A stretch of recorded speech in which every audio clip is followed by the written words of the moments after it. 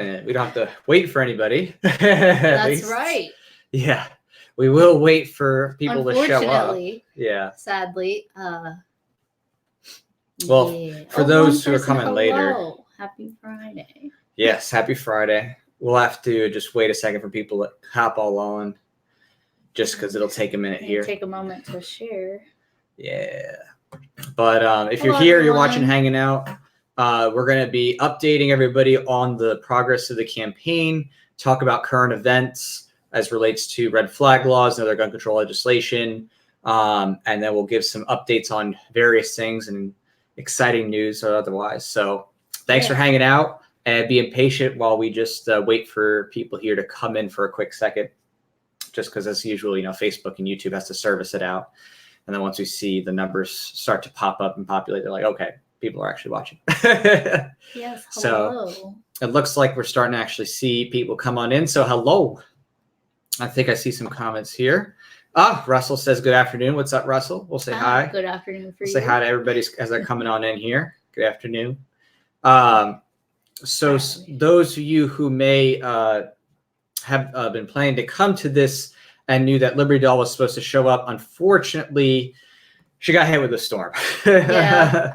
So not a snowstorm like some people, but a big windstorm. So unfortunately, she said it's a sad day when I won't be able to make it to. Oh, that's my Twitter handle. Yeah. Duh Philosopher stream tonight. The windstorm took out the power and with it the internet. Estimated time restoration isn't until 9:30. So yeah, we weren't sure if she would come, but looks like she's still without power. So we said that we'll try to reschedule whenever she's back. And so I was really looking forward to it. And I know she was too. Right. But we'll get her next time. Yeah. So again, some more people coming in. All is good for Russell. Yes. Unfortunately, again, she couldn't make it because she lost power at multiple locations and was just unable to, get it back up in time. So it's no worries though, because she'll be back, of course, as always. Yes, and we really want to talk to her about mental health and so another show. Exactly. Yeah, we were really looking forward to that because what we were going to do is talk to her about her mental health expertise, come out with some of my legal expertise, and discuss the nature of red flag laws as relates to misconceptions about mental health. But we're going to definitely cover those things in upcoming weeks. And, it's just really an important topic because a lot of people think, red flag laws, they'll just help people, who are having mental health issues. And it really misses the mark on, the nature of mental health and risks and harms and due process. So, we really wanted to get that conversation, but we will. Don't worry. Just make sure to come back when we actually launch with her and her power's back up and her internet's back up. So sadly, but yeah, we're glad that she's all right and that she's safe. In the meantime, though, now that we definitely have some good amount of people here, we want to let everybody know that we are heading now into the final few weeks here with the campaign. Yeah. And we have reached impressive heights. So again, over 30 days now. Mm-hmm. And we have, 20 something days left? Yeah, we just have just over 3 weeks left. And we've reached, last I checked, was 16,199, which is really cool. With 120 backers. So that's 120 awesome. Backers. Thank you to everyone who supported so far. Right. Really excited for the range and dinner event. That's going to be really awesome. FPC will be there. And so far we have one person officially signed up through the Indiegogo campaign. And then we have some of my patrons that will be going too. So it's going to be a really cool time. I'm really looking forward to that. Yeah, I'm super excited too. And I think it's going to be just a really great time to connect with other people who love guns and love liberty and maybe even like some pho. Yeah, we'll definitely get some pho. I'm really excited to try pho in Las Vegas. I would assume it's probably really good because it's a major tourist spot in America. So I'm excited for that. Yeah.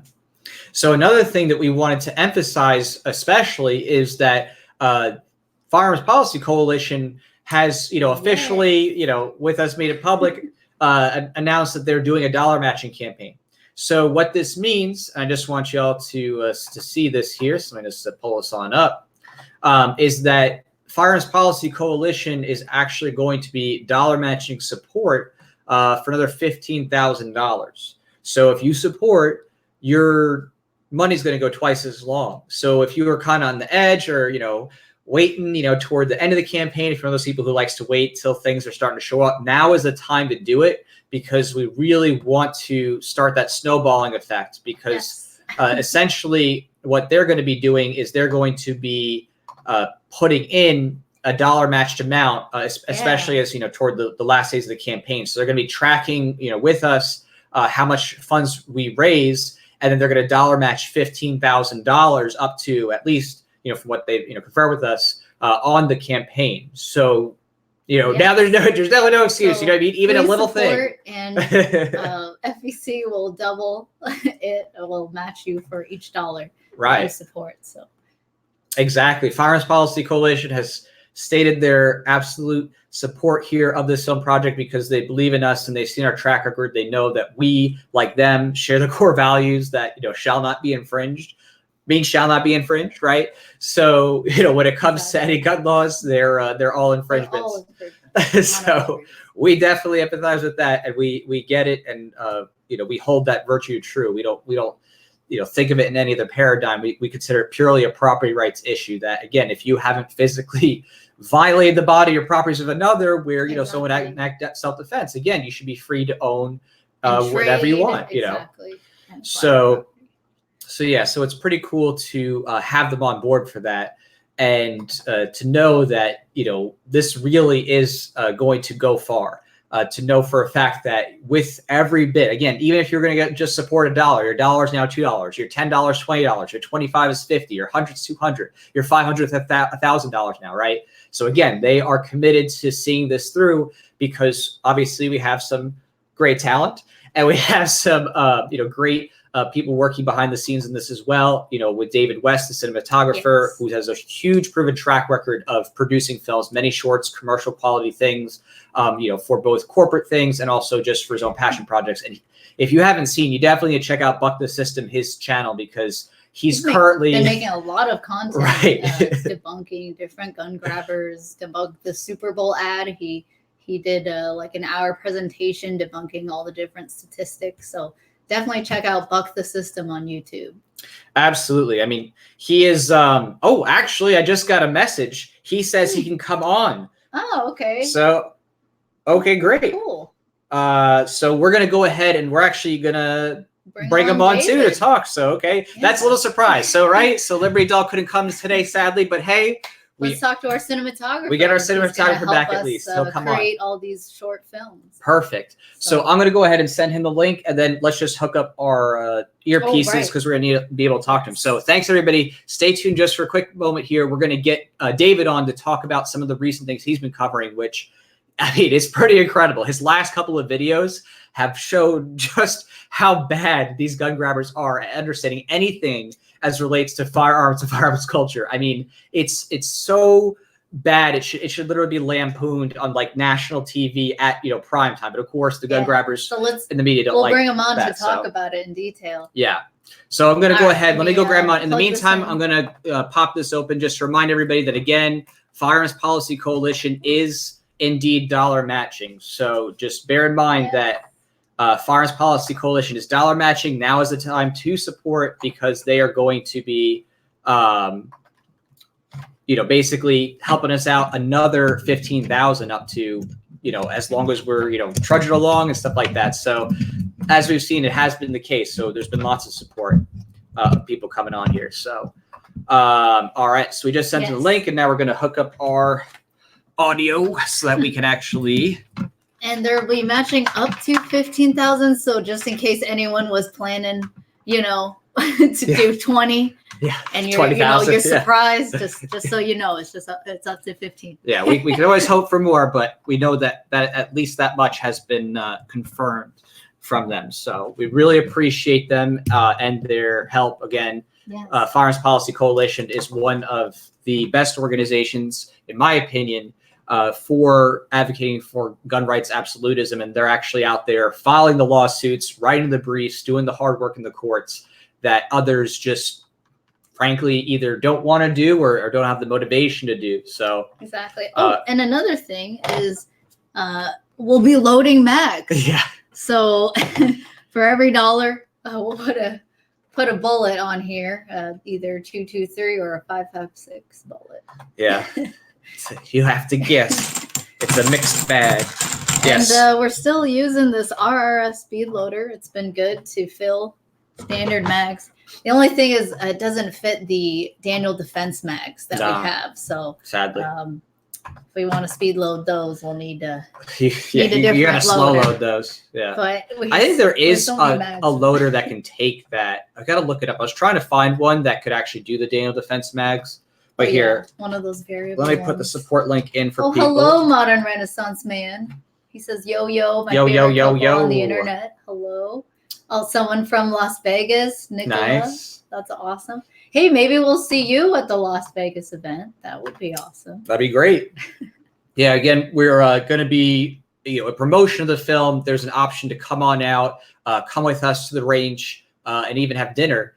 And we're not going to say exactly what the date or location is until we actually get the head count, because as always, until we know how many people are going to be there, because what if there was hundreds, we're like, okay, we got to break this up into days, multiple days, something like that. But once we get a sense of how many people are going to be there, then we can actually figure out the location, venue, what's going to work, and the time and date. It's likely going to be in the summer, likely in a weekend, and in the Las Vegas area. But once we actually get the details, then we'll give people at least 2 months advance notice, if not more. So again, we are definitely giving people plenty of notice in advance, so you can take off from work or just schedule it, a couple months in advance or so forth. So we want to make sure that you're comfortable, but we don't know until we actually. Did you say we're aiming for Saturday? Of course, it's not set in stone, but yes, I said that the goal is to have it over summer on some Saturday in the Las Vegas arena. That's the ultimate goal. Hopefully to maximize the chances that people can come.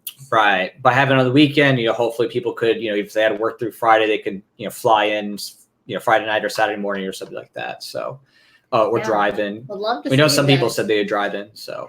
Yeah, come hang out with us and FPC and my other patron supporters. I think it'll be great to walk along the strip. I want to see more of Vegas too. Than the times that I've gone, I haven't seen very much before. So I want to enjoy the sun, talk to you guys, have a good time.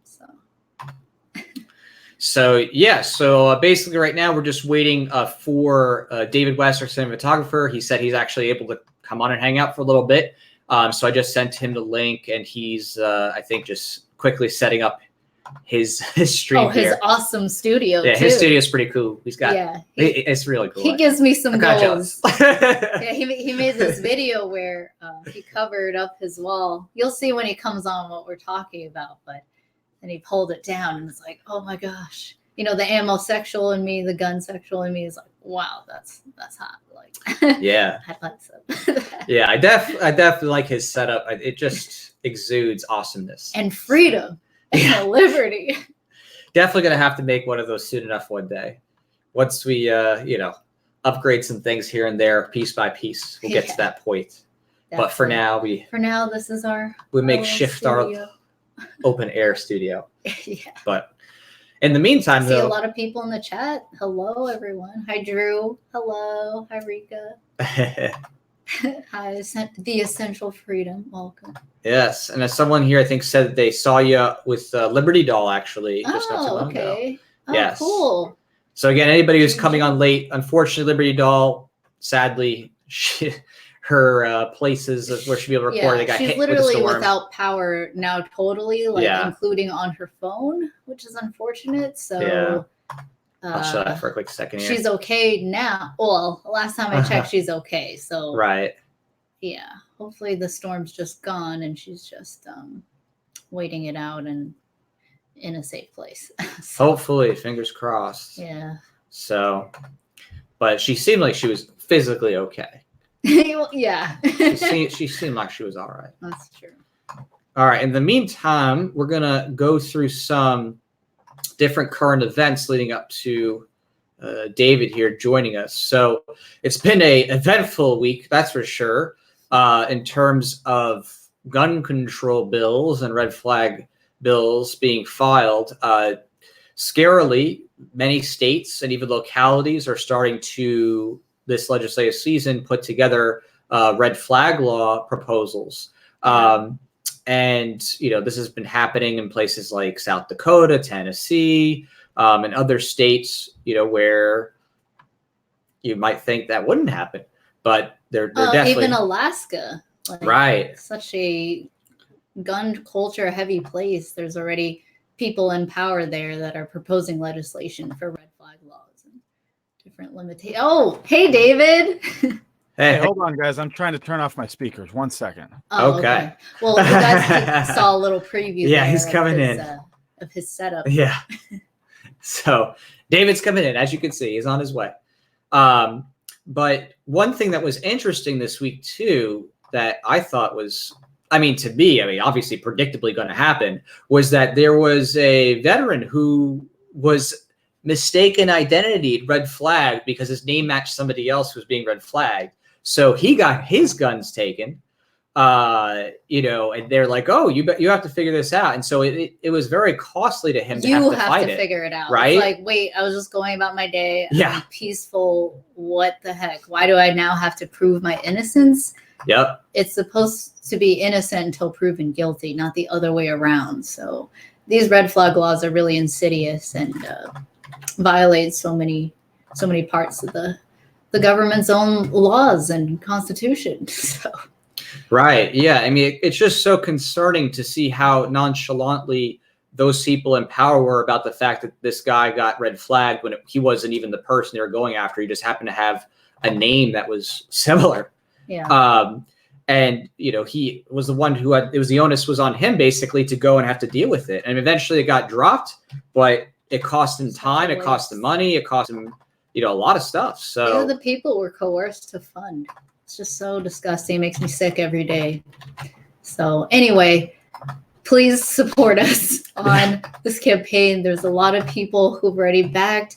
FPC is really wanting us to succeed as well. They already became our executive, or one of our executive advertisers at 10,000, and they're also willing to, on top of that, dollar match up to 15. So there's a lot of support already. So if you haven't, please just go over to the campaign and consider getting one of the perks and supporting, how you can.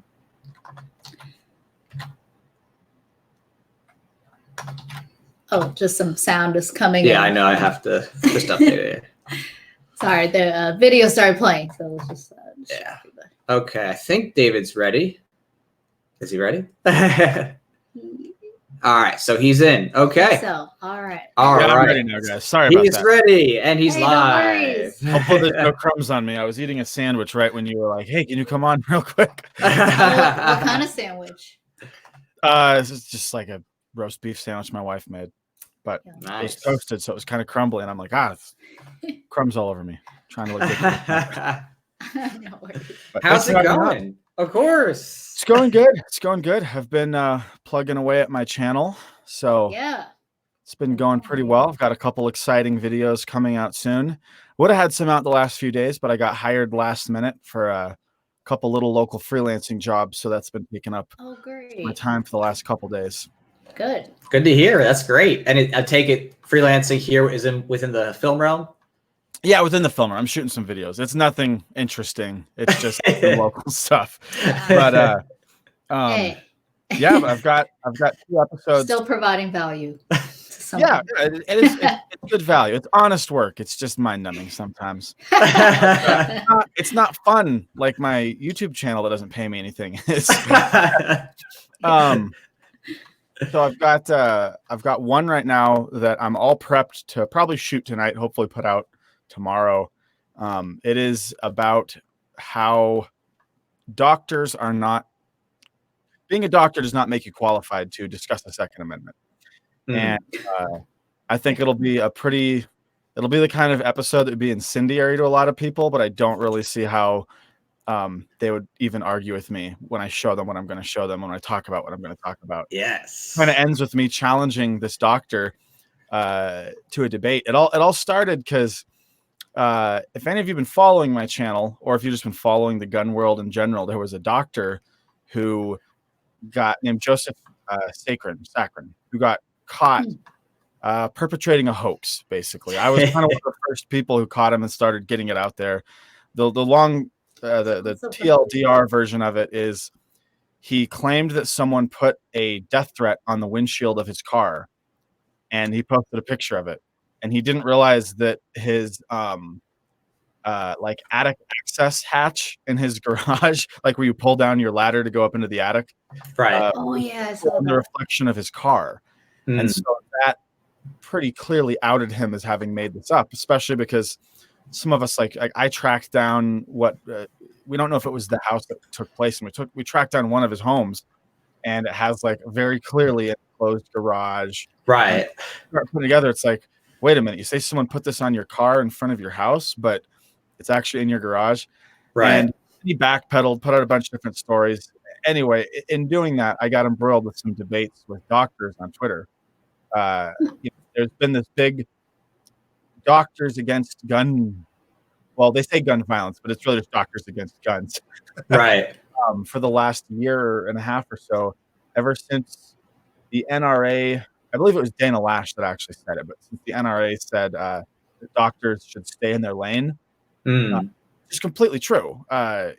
Being a doctor makes you qualified to stitch up a bullet wound. It doesn't make you qualified to say that the weapon that caused the bullet wound should be banned. Just like being a doctor makes you qualified to say, maybe don't just stuff your face all day or you're going to die at 45 because you're going to weigh 400 pounds. The doctor's qualified to say that, but they're not qualified to say, okay, we need laws banning overeating. We need laws banning food. So a lot of these overbearing liberal doctors got into debates with us and were trying to argue with us. And one of them in particular was like stupid beyond belief. And he claimed that he had posted a bunch of policy positions that he supported, but he didn't know how to internet, and so he'd only tagged the medical associations that had put out the thing. And so we're trying to have this like ongoing Twitter debate. So me and several other people are like, well, can you just link to them for us? And he's like, well, you guys have the internet, go find them yourselves. And we're like, well, yeah, but you're the one that said you agreed with it, so we don't want to go look up something and it be the wrong thing, and now we're misrepresenting you. And he's like, fine, I don't want to debate, and he blocked me. Wow. Making the video where I go through and I actually look at these policy positions that he said he adhered to, and then at the end I challenge him, hey, if you really are so open for debate, I did exactly what you wanted me to. Why don't you come onto my show and talk to me?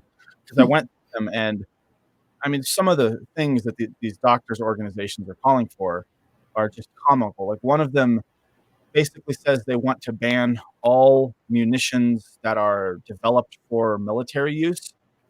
Like, but not from the government. Right, I'm like, what does that even mean? So like right now on my not from the people that are really dangerous with them, right? Yeah. So they're not really about guns. It always comes back to that. They just want it concentrated in the hands of the state. So it's a lie when they say they're against guns. And not only that, what I'm trying to show is that these people who are doctors who think they're so smart because they have an MD, and certainly they're very talented and educated in a specific field, don't necessarily know what they're talking about. Like I have a little object lesson I'm going to pull up in my video here. I have a round from my 300 Win Mag, and I have a round from my AR-15. Well, there you go. The 5.56, obviously, it really was developed for the military. When they developed it, Armalite was working towards making a rifle that they were going to try to sell to the military. So you can say that was developed for the military. But a 300 Win Mag is a much more powerful round, which wasn't developed for the military at all. So I want to kind of bring up these doctors that think they're so knowledgeable are saying just the most vague, emotionally driven statements possible that either mean nothing or could end up banning every single cartridge in existence. Like, what does it mean you want to ban munitions designed for military usage? I mean, it's the classic, oh, you shouldn't be able to have a high-powered rifle. I'm like, you think an AR-15's high-powered? Right. And that's actually like a good point that when it comes to these people, you can almost count on the Dunning-Kruger effect applying. Oh, absolutely. So for those who don't know, it's just this idea that you don't know how much you don't know until you know enough to know how much you don't know. Right. And a lot of these doctors or other people who are, again, speaking out of a place of ignorance just are really so distant from how little they actually know what they're talking about, that you kind of almost could just bait them into it, knowing full well that when they start to talk about it, they're going to stick their foot in their mouth, because they're so not knowledgeable about anything about which they speak, that once you start to actually get them to define their terms, and then you start doing comparisons, I mean, you can make a whole parody skit out of it. It's so bad. Well, that gets back into the other video I put out recently about Mark Levine. Oh yeah, that was great. That was a great video. Gosh. I loved every second of that. That guy. It made me cringe, just the reality that he's funded through coercion. You know, for those of you that people don't, should not be. For those of you that don't know, Mark Levine is they call them delegates in Virginia, but he's basically their state level congressman. He's one of the guys pushing through the gun control legislation, the assault weapons bans they're trying to get in Virginia right now. And at a town hall, people asked him to define an assault weapon. And this guy got up, and what made it so funny was just how confident he was. Yeah. Despite being so wrong. He gets up and he's like, guys, very, very simple. We've worked very hard to make sure that we're going to differentiate between these dangerous weapons of war and your hunting rifles. And he goes on talking about how, hunting rifles you shoulder and you hold. Oh, yeah. Oh, my God. And assault rifles you shoot from your hip. And it's I mean, he clearly I was like, guns outside of Arnold Schwarzenegger movies. Or remember how he's like, oh, the butt, the butt will hit your face, right? Like, yeah. He's like, he says that mass shooters don't want rifles that they have to shoulder. They want guns that can shoot from their hip, because when you shoulder a rifle, apparently the greatest defensive move of all time is to grab it and hit the butt into someone's face. Right. That's so stupid. I just want to be like, so by the way, could you please show me this where it's happened? Because I want to watch that footage. Please show me where this has ever happened, ever, in any mass shooting, ever. Some kung fu. Right. I want to see this. And then he's going to pull up some Bollywood movie, and it's he's like, see, this is evidence. It's like this Bollywood thing with people flipping over. I would love to. I would love to get a really really high powered airsoft gun and be like, all right, let's demonstrate this. You try to disarm me. Let's see how it goes. He also said, oh, what you need for self-defense, just use a shotgun. Well, as someone who's really small, shotgun is so much more dangerous to me to use. The recoil is so much stronger than using an AR-15. It's so much easier for me to maneuver and handle either my bullpup PS90 or my AR-15. I would much rather have that than rely on a shotgun. Well, and plus the reload time is oh shit. Oh yeah, absolutely. And oh no, someone's coming.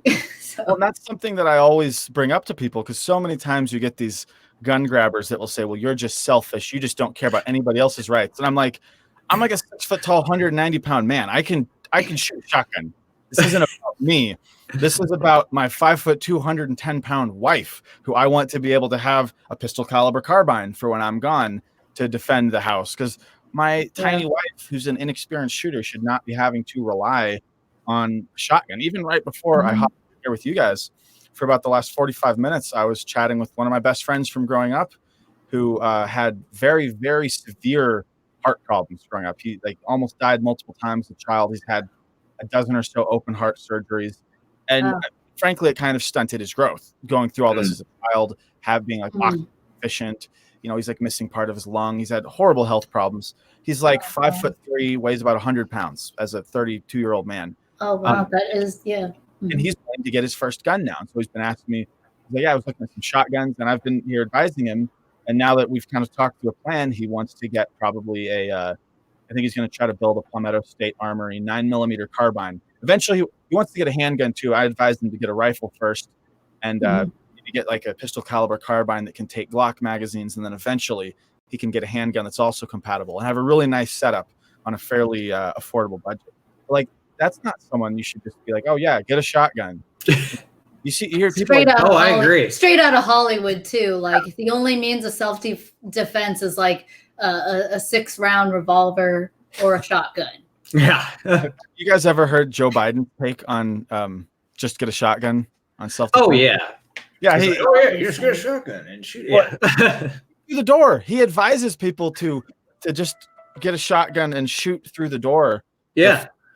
If need be. Which is like, yeah, that might not be the best for A, my door, and then B, what's beyond the door, being sure of, where you're aiming and the target may not be the best thing either. That's how you. He's surrounded by armed guards. Right. He lives in a place where he has surveillance. So who is he to talk? He's like, hey, plebes, this is what you get. But my armed guards, I'm going to, they're going to have machine guns or semi-automatic rifles, like whatever. Like they're just like a bunch of elitist tyrants. Yeah, exactly.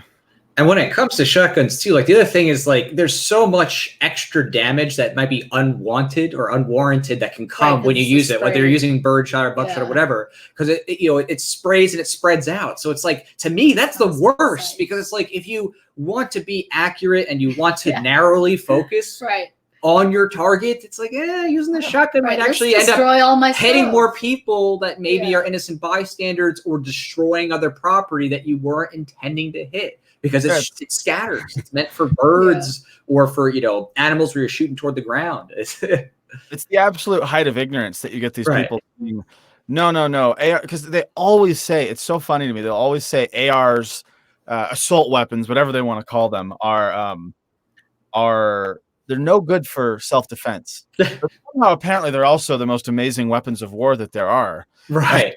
And what are we doing there? Supposedly, aren't we defending something?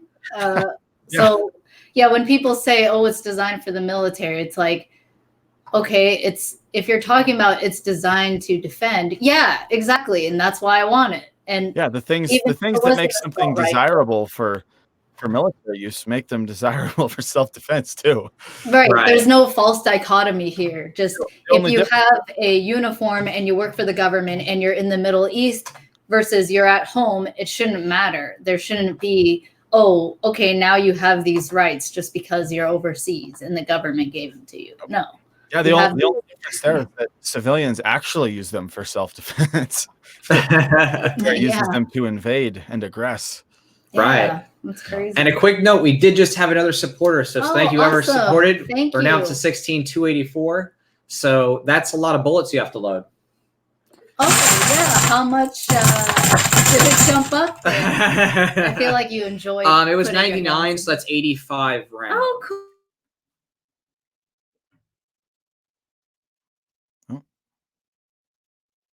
Okay. Oh, we're back. Okay. So David could. Are we back now? Okay. Oh, there was some internet. There we go. So yes. So David could tell us more here about some of his recent coverage and his latest videos here, talking about. Oh, like the Super Bowl? What were you going to say? The Super Bowl ad that you covered by that was fun. Yes. There's actually been some good movement on that front, actually. So I made a video about Joe Biden's anti-gun Super Bowl ad. And basically I exposed it as being extremely disingenuous. So the story, it's a grieving mother talking about her son who was murdered. And they give basically no details. Right. That it was a child, like maybe a high school football player who got murdered. Well, if you actually look into the story, it turns out that he was 20. And while it doesn't appear that he was a gang member, he basically went along with his little cousin who was in high school, got embroiled in a gang fight, and got shot and killed during it. Right. So, not that isn't in its own way a tragedy. Of course, it's sad. Especially right, especially if you follow the story, it's like they seem to go thinking it was going to be a fist fight between two guys, and he was kind of there to be their muscle, and then the other guys pulled guns. So, those guys deservedly are in jail now.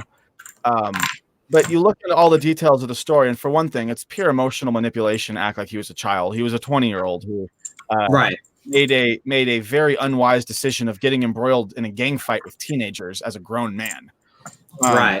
which to note is even beyond every town's really loose and fast definition of child, which includes 19-year-olds, right?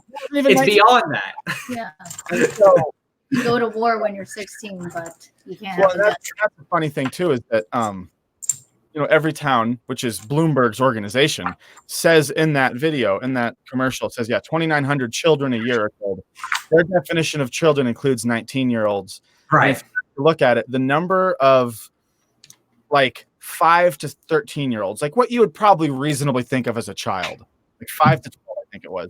There's like 60 kids in that age range that are murdered in homicide every year. You can do it. I believe in you. See, that's why you gotta stand. That's why I like my PS90. There's like very low recoil and the strength. So, she did work out today, so again, okay. There is exhaustion here. I'll get you started. Ready? Right, I got it. You got it. All right. I think it was just that top one. Ready, go. Okay. So that's quite the little loading tray. I'm old school. I just sit there and watch a movie. Yeah. All right, go stand around because I think your angle is just awkward for you. It is. Oh, you're flipping the other side? Yeah. Okay, just let me flip this around. He's so strong. Oh, was that just because it was? Oh, you need a strong hanger. Yeah, I'm. Yeah. Right-handed. I'm more buff on that's this why. side. Okay. There we go. Thank you for the support. Okay. See? Yay! No, I missed one. Oh, yeah. We'll slip it in. It'll be easiest this way. Okay. So there's 30 out of 85. Okay. All right. Continue. Oh, yeah. So it's very disingenuous. Like the actual number of children that get murdered is very, very low. When you start looking at it, most of that statistic is teenagers committing suicide, Right. and then the other bulk of it is like 16 to 19-year-old gang members, which is a real problem, but not a problem of gun control. It's a problem of the war on drugs, basically. Yes. It's like, can we talk about that and not add more victimless crimes? Like, yeah. And that's something I talk about in the video. I talk about how it's hard to find statistics on this, but I did find at least one CDC study that showed that in 5 cities with severe gang violence problems, as many as 30%, I think it was 29% of their murders were gang related, which is a huge number. And so I pointed out that even if ending the war on drugs only cut back on 10% of gang murders, which it would probably cut back on 50, 75, 80% of them. Probably. Huge portion. Even if it only cut back on 10% of gang murders, in those cities, that would mean a reduction in the homicide rate of like 3%. Whereas if you were somehow magically able to stop every single mass shooting, which is completely unrealistic, you'd be looking at a drop in the homicide rate of far less than that. Assault weapons, so-called, are only used in 2.5% of all homicides. And it's important to remember that that includes justified civilian homicides, which is a handful of those, and a lot of those which are police using their patrol rifle to kill somebody. Justified or not, that's a big chunk of that. I think you're showing how important it is to really just dig into a statistic that someone quotes. Like you can't just take it at face value, and no matter who it is, it doesn't matter like libertarian status. Like you just got to do it yourself. Look at the actual numbers and the breakdown and what they're actually counting.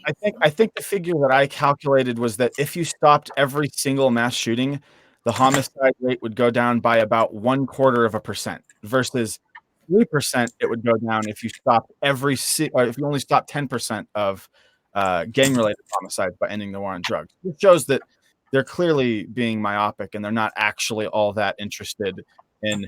They're either not at all interested in changing things, as someone like Bloomberg would be, or as maybe like the mom in the video would be. She's just ignorant and thinks that she's paying attention to the wrong side. Right. So I made that video and I basically exposed how all the problems with that story and how Bloomberg, especially, the idea that he would be good for black people when he's the king of stop and frisk is insane. Right. Yeah. That's the other thing. And actually, I had a response on that video, a comment from a friend of. She was very indignant, but then I was polite and talked to her, and she kind of softened up a little bit.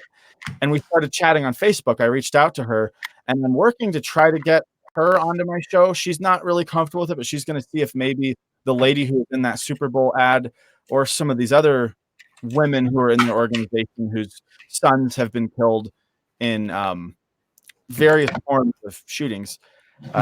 If one of them would be interested in coming on my show and talking with me, which I really hope happens, because I think it would be a good time. I'm going to be respectful and kind to her mother if she comes on my show, but I'm really hoping that I could maybe get them to see, no, you're being lied to, you're being used, you're being manipulated by this side.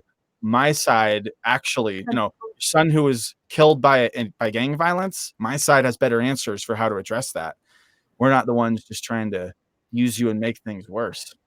Oh, right. And also not, we're not like to reveal the nature of what they're advocating for too. Like if somebody is just ignorant and they're genuinely just wanting less deaths, for them to realize that when they advocate for gun control, that can and already has led to deaths and people being imprisoned who are peaceful.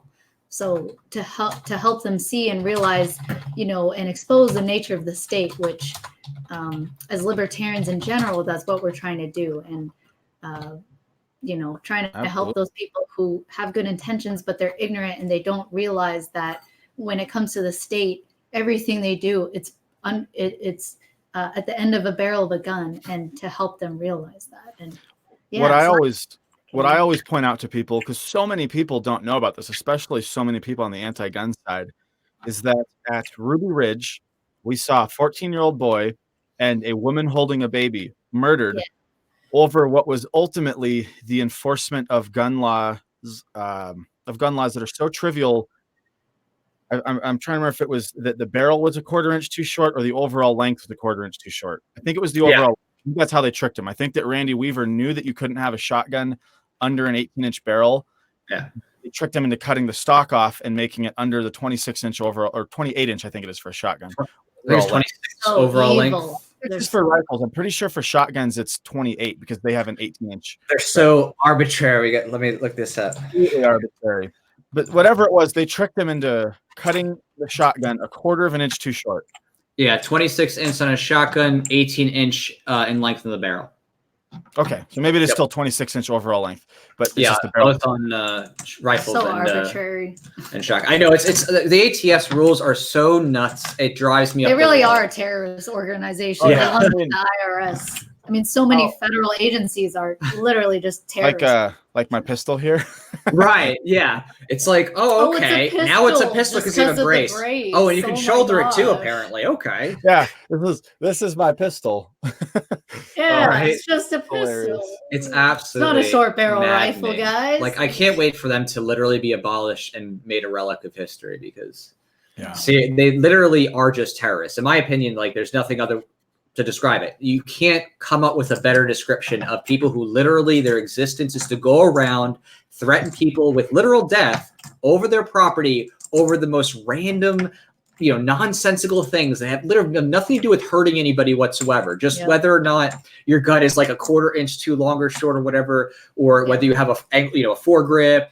Yeah, I mean, it's so crazy. It really is nuts. Whether you have a suppressor, something that doesn't kill your ears. Yeah. Like when you're trying to defend yourself. Whether you don't want to go deaf. Yeah, something that's widely available in countries with far fewer gun rights. Right. Yeah. Right, because they're more focused on the guns themselves and outlawing those, so they don't focus as much on the accessories. So, hopefully that'll pan out though. I'm really trying on my show to get some discussions with anti-gun people going. In the video about doctors, I'm going to kind of put out my open challenge of, hey, if any anti-gun doctor wants to come on my show, I'm a high school graduate with a middling GPA and a whole lot of suspensions. Like, if you're afraid to debate me, come on. Yeah. You've always been a rebel, huh? Right? Yeah. Yeah, I had an issue with talking back to teachers and school building. So perfect. A lot for that. I think I had 17 days of out of school suspension in high school. Whoa. Wow. Nowadays, that just to me sounds reasonable when you think about how many restrictions there are in kids and like how literally the gun grabbers are trying to make it as if liking guns or enjoying firearms makes you a candidate for being a school shooter or an evil person. Like in one of the Sandy Hook Promises ads, it was just a kid. He had just had headphones on and was on his laptop. He's just like looking at different hunting stuff, and that's it. Like just enjoying a gun magazine, guns. just enjoying a gun magazine, watching some YouTube videos and shooting. Yeah, oh, he's a threat. He likes guns. And that's what they're trying to do. They're trying to get it so that kids report and snitch on each other and make it seem like as if you like guns, you're scary or there's something wrong with you. That's why we want to push back. Well, we are pushing back, and we really want to make these films, especially exposing red flag laws, but also debunking at the same time the narrative that liking guns automatically makes you someone who's violent and is about to like go shoot up their kid's school. Like, so part of why we want to make these films. And tying that in again here too, a part of supporting when people are here supporting. Nice. Cool. We're gonna have to count this because we actually just had another supporter and we're up to a new level. So I'm going to have to do a little math in a second, but just tying that into what we were just talking about is that, with red flag reality and what we're hoping to accomplish actually is we want to be able to have this be a continuing thing. We want to be the ones here who are actually producing the hard-hitting content, the entertainment level content, right? Lots of people do little informational videos or common, watch podcast. We want to actually make hard-hitting, cool, engaging shorts. That let people know that it's cool to like guns. There's nothing wrong with that. That gun grabbers are literally nuts and trying to kill you, and that there is nothing wrong. Literally nuts. Literally nuts trying to kill you, and that there's nothing wrong with people peacefully owning guns, and the numbers just don't lie. Like we want to show people that literally the objective reality is that everything that these people are trying to say is scary or just, this boogeyman is just totally not true. And they're trying to scare people, especially young people, into giving up their liberties before they even have a meaningful ability to do anything with it, which that to me is horrific. Getting young people to try to give up their freedom before they even meaningfully can exercise it. That's what's scary to me. And that's why I want us to be able to continue this beyond even the project that we're doing and actually continue to fund more films, help, David here be able to work on more film projects that are, geared around gun culture. Right. We're trying to work hard, raise funds, do stuff, network, and do whatever we can to actually make this an ongoing long-term thing, even beyond this campaign. So that's why we really want people to support this, because if we can do this right and you can see that we're serious and we, are going to really knock your socks off, you're going to want to keep it going from here on out. So the onslaught from pop culture is just relentless. Did you guys hear Taylor Swift's new song about mass shootings? I didn't hear the song, but I heard her commentary. Eminem also released an album. I made a whole episode about Eminem's breaking down kind of just all the ridiculous aspects of it. I'm actually working on another video right now that I briefly mentioned the Taylor Swift thing because it's about how it's ridiculous that liberals are always trying to scare their children. And it starts out, it's going to be pretty funny. This is going to be a short one. It's not really an episode of my show so much as it is like a short, kind of fun 5-minute video. It starts out with my wife and I watching, which group was it? Sandy Hook Promise or one of the other ones? One of these million. Sandy Hook Promise is one of the bigger ones that produces the videos. Like they're really well funded. It might have been. No, I think it was Brady. It's a Brady. Brady. Okay. So they put out like right before school started last year, their back to school video showing a father getting his little 8-year-old daughter ready to go to second grade or whatever, and he's putting a bulletproof vest on her, and then he lets her go out the door and get on the school bus. So I talk in the video about how much more dangerous school buses are than shootings are, and it's really fascinating. Like just in absolute numbers, I think it's like 50% more kids are killed on school buses over the course of a decade. I mean, you have to look at these in like decade long, right? Because the truth is, school buses are also very, very safe, and no one acts like they aren't. They're like the safest form of transportation on the road. Over the course of a decade, I think there were like 58 children killed riding a school bus. Of course, there were far, far, far more people killed by school buses because you have to look at pedestrians, you have to look at kids in other cars. And when you start looking at that, it's like 1,300 people killed in school-related transportation accidents. And 280 something of them were school aged, but only 58 of them were kids riding the bus. So I take the video and I say, okay, let's just look at right here. He put a bulletproof vest on his daughter and then he put her on the bus. So what's more dangerous? Riding the bus, literally riding the bus, Yeah. or just going to school, and the risk of a mass shooting. Because obviously there are far more ways that a kid could die at school than just a mass shooting. And what I found was that, yeah, in absolute numbers, there's about 50% more fatalities from school buses. But then you look at the fact that only about half of all kids ride the school bus, and that goes up a lot. It goes up to, I think, like 3.3 times as many, the rate of deaths on school buses for number of kids riding the bus and number of kids attending school is about 3.3 times higher than kids that are killed in shootings. And that's not just mass shootings. That's including a lot of shootings where only one person was killed, many of which were really just gang-related disputes that were settled at school.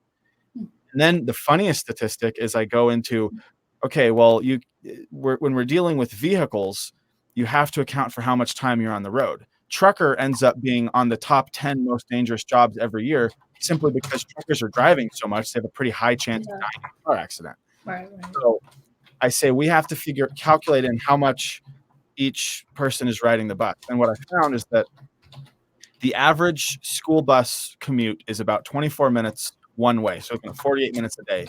And when you calculate the man hours spent at school and the man hours spent on the bus, and then you compare that to their death rates, every single minute that your child spends on a school bus is 27 times more likely to kill them than a minute spent at school. Which is really eye-opening. And then at the end, I'm like, but that doesn't mean school buses are dangerous. They're not dangerous at all in any statistically significant way.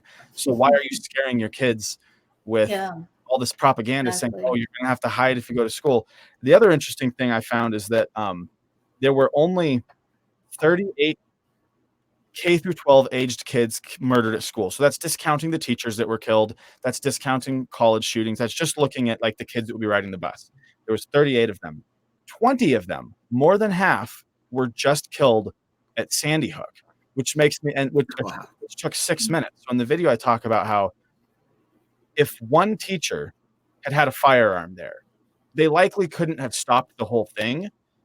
But a teacher, even an only moderately well-trained teacher who knows the layout, who has an emotional investment in protecting these kids, who has the sound of gunfire to go towards, and who is on the hunt. Those are all huge tactical advantages. You're telling me he couldn't have cut that number in half? If one teacher had a gun, because I mean, the minute men with guns, the cops arrived, Adam Lanza blew his brains out. That's what happens at all these mass shootings. The second they are up against any resistance, they kill themselves. So if one teacher had a gun, Sandy Hook would have probably had half as many, a third as many, a quarter as many. It took 6 minutes to happen. It's not like a teacher couldn't make it from one end of the school to the other with a handgun in a minute or two.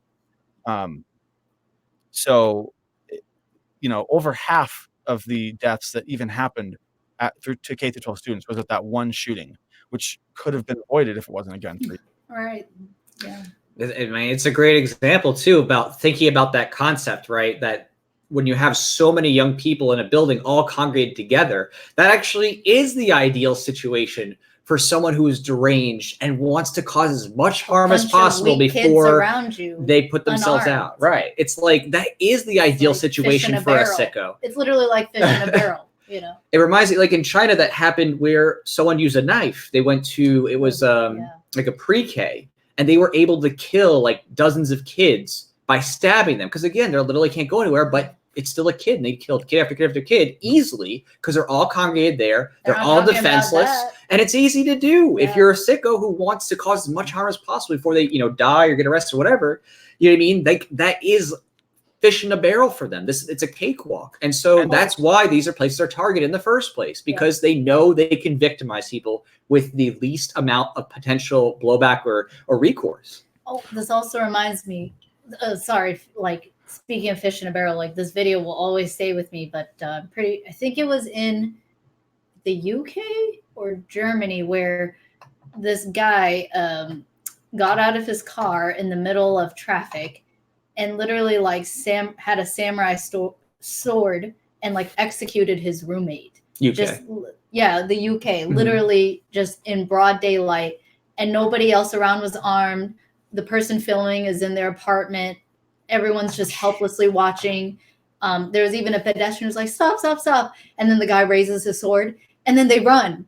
The person who was trying to help runs because they're unarmed. Like they don't have anything. And that just shows you like the helplessness of the situation. And it just shows you like what these tyrants want. They want people to be helpless. They want people to be defenseless. And they want people, the sheep, you could say, the taxpayers, to only depend on the state and be forced to just look to the state for salvation. And that's what they want. On the flip side of that, then you have the white settlement church shooting in Texas just a month and a half ago, where the guy comes in with a shotgun, which is a far more effective weapon than a samurai sword, and he gets off 2 shots, takes 6 seconds, and he's been killed. And then he's being closed in on by 6 armed people, all swarming. That was cool.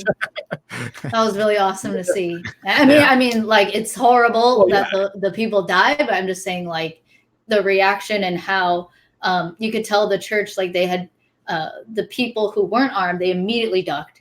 Like that's something you want to do if you're not armed and other people are and are trying to defend you. Like, don't get in their way. Like, you know, get down. Yeah, exactly. So it was just cool to see that sort of that training and like people coming together, and you know, they're not in the state. It's just like good people going to church, like, you know, protecting each other. It was cool to see in that regard. And it was also good to see how much, you know, the media was so angry that these people didn't just start shooting each other crazily, just throwing bullets everywhere. Like, oh my goodness, how dare they not? That did not get any national cycles. They're not going to run that on CNN and all their different news stations all day like they do when there's any shooting. It obliterated that narrative. Right. Yeah. It's like, how dare you be, you know, so, you know, well reserved and focused on not hurting others and, you know, precise. How dare you? That guy, I mean, you didn't give us the story you wanted. I want to be that precise. He did a headshot. Yeah.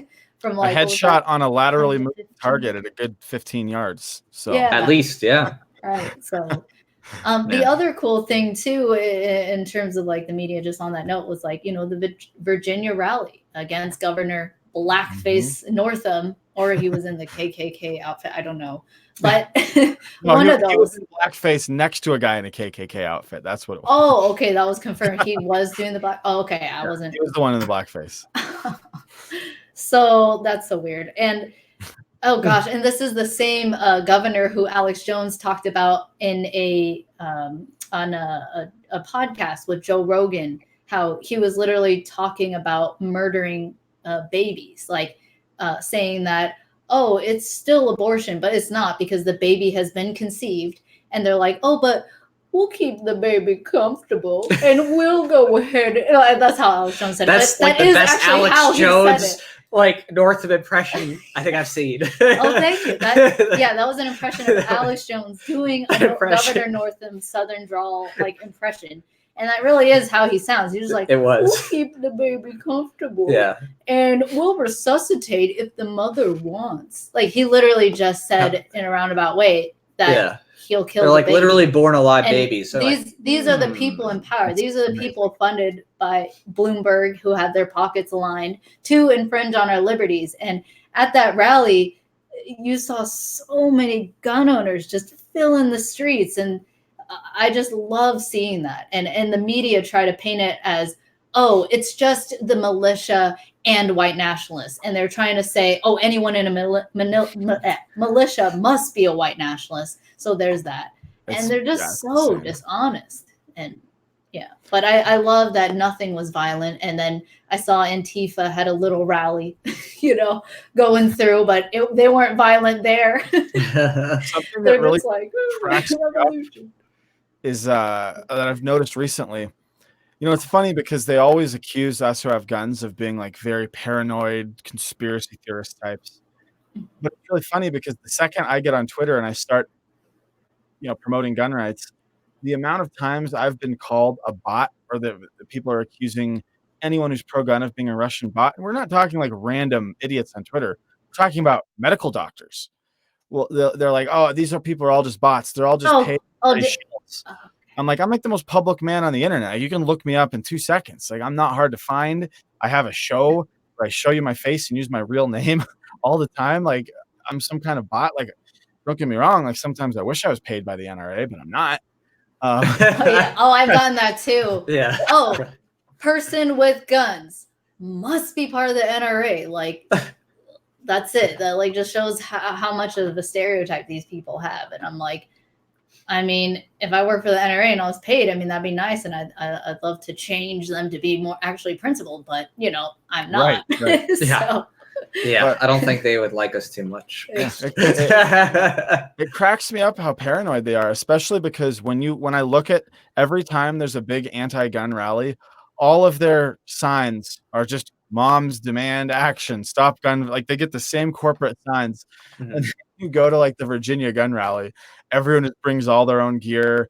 Everyone has unique signs. Like, it's so much more grassroots. Right. It's not just a big corporate thing where they're just, it's amazing to me. Exactly. Yeah. I love that. So, it'll be interesting just about Virginia to see what happens, they're still trying to push those laws through. So they tried to put the assault weapons ban through, so that's actually still going, right? The worst of the worst part. I would love if like West Virginia actually like seceded.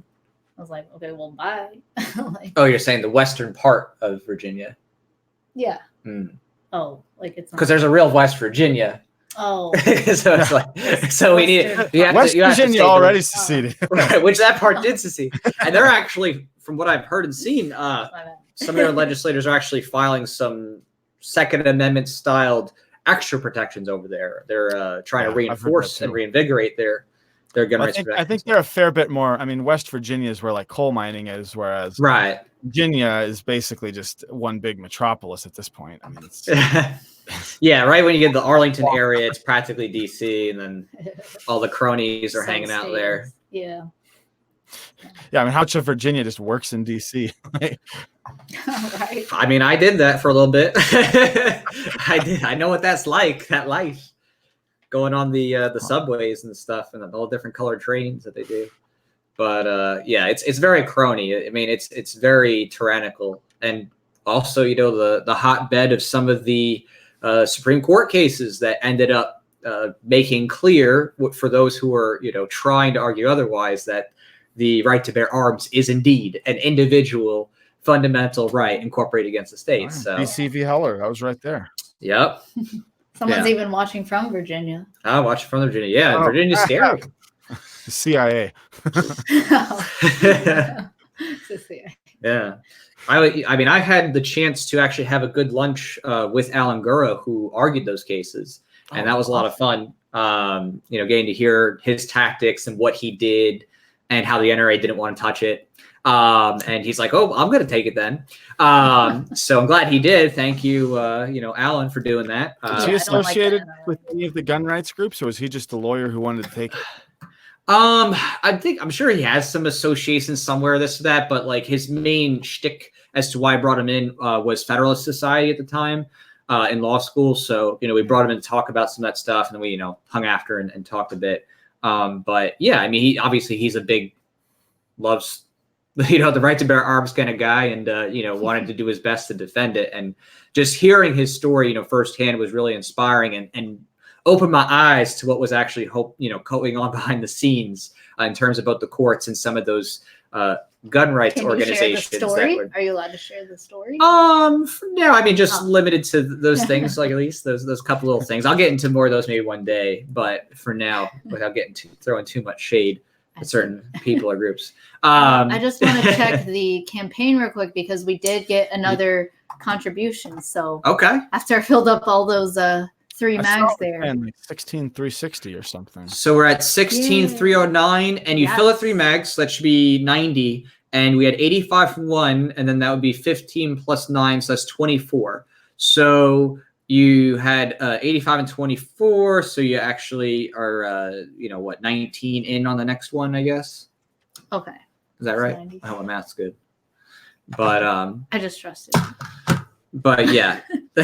Well, I mean, We just do the math, right? You take away 5 from the 24 to get the 85 to the 90. That's 3 mags, and then you have 19 left. Quick maths. We know how to do math here, at least. Okay, so 19. 19. Oh. Yes. But yeah, I mean, it's really important, I think, for a lot of people to do the math when it comes to thinking about the nature of risks versus harms and how much those in control of, the government and the media try to use numbers to deceive. And I think that if more people just took the time to actually look behind the scenes and look at what they're actually saying, where they're getting this information, they would be shocked at how much manipulation is going on. Whether that's just framing bias about the nature of how often something happens, or inflating numbers, or including demographics or groups that don't make sense. You're like, oh, this is children, but you're including 19-year-old, 20-year-olds, children. Yeah, or 20-year-olds, and people involved with gang shootings. Like, oh, that's children dying. I mean, it's just ridiculous. So, and excluding gun violence by the state. That's another thing. Right. So well, what's interesting too is that the numbers of school shootings are going down. I mean, even like PBS put out an article about this a while ago. I went back and actually looked at all the FBI crime statistics and school shooting numbers and kind of crunched them myself for this video I'm working on. And so I think it's the most recent report I have from the NHTSA, which is the National Highway Transportation Safety Administration. That's who put out the school bus numbers. So their numbers from 2007 to 2016. So that decade there. So I contrast that with the decade of 1995 to 2004, which is, of course, the decade where the Clinton assault weapons ban was standing. Right. And in that decade, there were about 15% more school shootings in absolute numbers than there were in the decade that I'm contrasting to the school bus stats that I have. And that's before you even take into account the fact that America's population in that time was growing about 9% every decade. So, the population in 1995 was like 9% lower than the population in 2005 would have been, and so on. So I don't know exactly how I would even quantify the overall population for an entire decade, but just pointing out how much the population was growing, and it was still 15% higher then, despite having a moderately lower population. It's really interesting. And then I also figured out that in that same period, that same 2007 to 2016 period that I'm looking at, and contrasting it against school bus deaths, when 38 school-aged children died in car accidents, and during that same period, about 40,000 of those children died in just regular old car accidents versus the 38 in school shootings. So, like, you're worrying about something that is just your kid is a 1,000 times or more likely to just die in a regular old car accident.